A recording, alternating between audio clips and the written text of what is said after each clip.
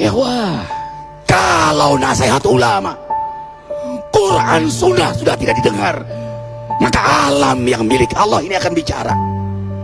Wahai penduduk Indonesia yang diberi iman oleh Allah, sekarang alam sudah menasihati kita 7 sebab mengapa musibah datang bertubi-tubi. Yang pertama, karena banyaknya maksiat. Surah Yasin ayat 19 yang kita baca setiap hari. Kemalangan terjadi, musibah terjadi, malapetaka terjadi karena dosa keterlaluan kalian kepada Allah. Yang kedua, karena banyaknya orang berbuat zalim. Dengarkan surah Qasas ayat 59. Kami tidak akan menghancurkan satu daerah kecuali para penduduknya banyak berbuat zalim.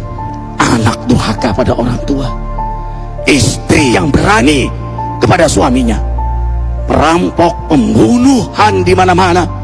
Ini mengundang bala bencana. Yang ketiga, mengundang bala bencana karena kelakuan tangan-tangan manusia.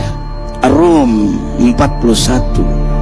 Telah tampak kerusakan di daratan dan lautan karena tangan-tangan jahil manusia, agar mereka merasakan akibat perbuatan mereka. Sebagian mereka merasakan akibat perbuatan mereka, agar mereka kembali kepada Allah.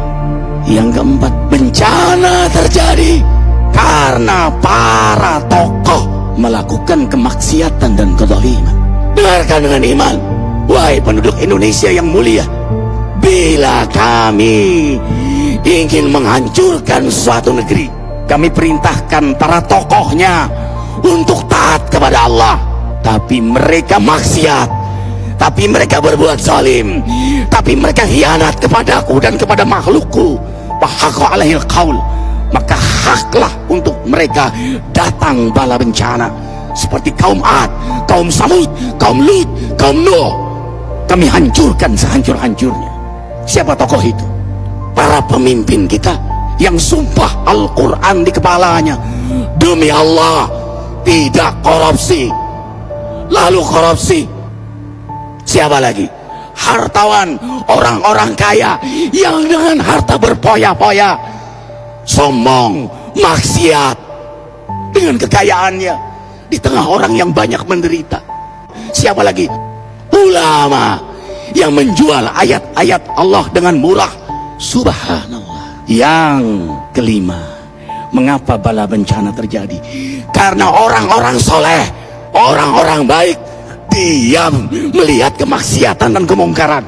Surah Al-Anfal ayat 25. Takutlah kalian dengan musibah yang tidak hanya menimpa orang yang maksiat, orang yang berbuat zalim, tapi juga kalian orang-orang soleh. Maka masa bodoh dengan kemaksiatan bukanlah sikap seorang mukmin. Amar ma'ruf nahi mungkar adalah amal cerdas. Yang keenam, justru karena rahmat Allah, karena peringatan yang Allah hadirkan agar hadir mahkamah kesadaran kita.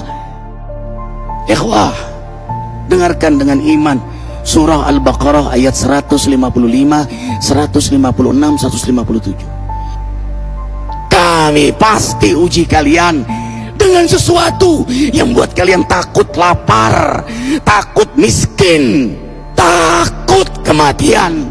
Tapi kabarkan berita gembira bagi hamba Allah yang sabar dari semua ujiannya, yang mereka berkata, sesungguhnya kami milik Allah dan sesungguhnya kami akan kembali kepada Allah. Yang terakhir, yang ketujuh, ada yang nanya, bagaimana yang maksiat yang selamat? Tenang-tenang saja. Yang berbuat zalim malah sukses. Di mana keadilannya? Allah Maha Adil. Dengarkan surah Hud ayat 15-16. Barang siapa mencari kesenangan dunia, lalu dia menghalalkan semua cara, apa kata Allah?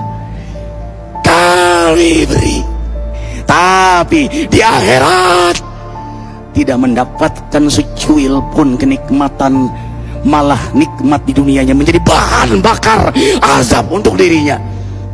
Itulah istidrat. Lalu apa sikap kita sekarang? Orang beriman menjadikan peristiwa apapun sebagai jalan untuk mendekatkan dirinya kepada Allah.